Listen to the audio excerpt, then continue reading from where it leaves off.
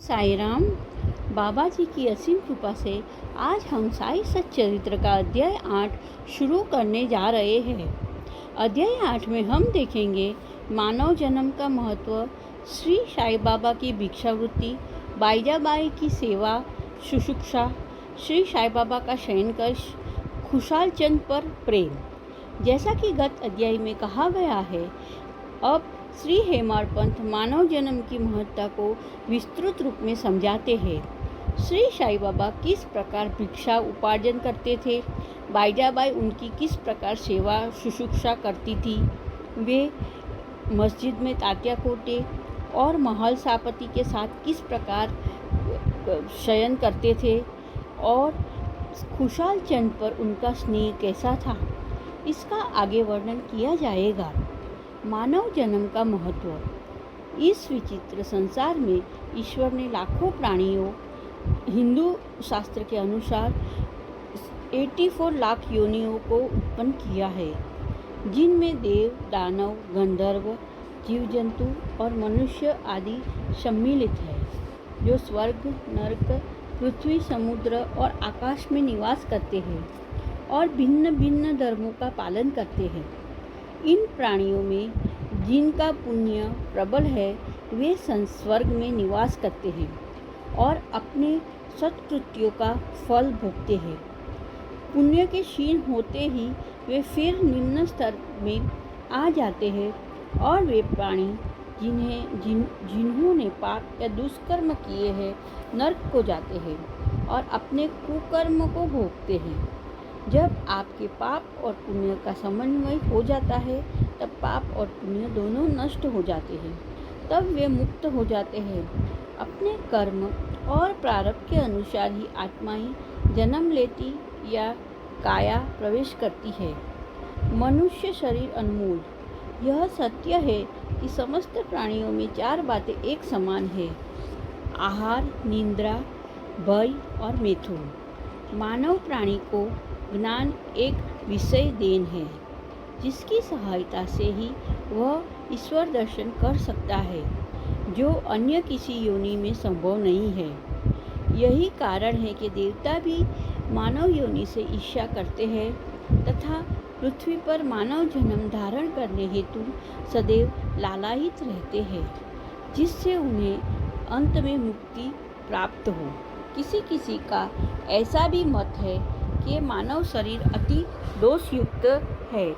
यह कृमि, मज्जा और कफ से परिपूर्ण, क्षणभंगुर, रोगग्रस्त और नश्वर है। इसमें कोई संदेह नहीं कि यह कथन अंततः सत्य है, परंतु इतना दोषपूर्ण होते हुए भी मानव शरीर का मूल्य अधिक है, क्योंकि ज्ञान की प्राप्ति केवल इसी योनि में संभव है। मानव शरीर प्राप्त होने पर ही तो ज्ञात होता है कि यह शरीर नश्वर और विश्व परिवर्तनशील है, और इस प्रकार धारणा कर इंद्रियजन्य विषयों को तिलांजलि देकर तथा सत असत का विवेक कर ईश्वर साक्षात्कार किया जा सकता है। इसीलिए यदि हम शरीर को तुच्छ और अपवित्र समझकर उसकी उपेक्षा करें, तो हम ईश्वर के अवसर से वंचित रह जाएंगे। यदि हम उसे मूल्यवान समझकर उसका मोह करेंगे, तो हम इंद्रिय सुखों की ओर प्रवृत्त हो जाएंगे और तब हमारा पतन भी सुनिश्चित ही है। इसीलिए उचित मार्ग जिसका अवलंबन करना चाहिए, यह है कि न कि देह की उपेक्षा करो और न ही उसमें आसक्ति रखो। केवल इतना ही ध्यान रहे कि किसी घुड़सवार का अपनी यात्रा में अपने घोड़े पर तब तक ही मोह रहता है, जब तक वो अपने निर्दिष्ट स्थान पर पहुंचकर लौट न आए। इसीलिए ईश्वर दर्शन या आत्मा साक्षात्कार के निमित्त शरीर को सदा ही लगाए रखना चाहिए, जो जीवन का मुख्य ध्येय है। ऐसा कहा जाता है कि अनेक प्राणियों की उत्पत्ति करने के पश्चात भी ईश्वर को संतोष नहीं हुआ।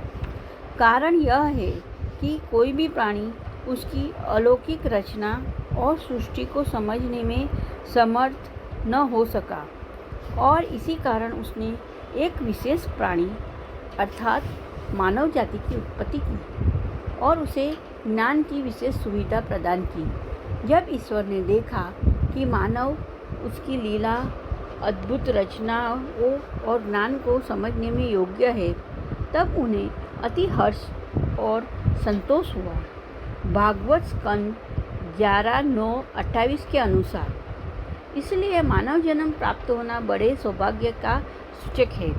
उच्च ब्राह्मण गुण में जन्म लेना तो परम सौभाग्य का लक्षण है, परंतु श्री साई चरणामृत में प्रीति और शरणागति प्राप्त होना इस सभी में अति श्रेष्ठ है।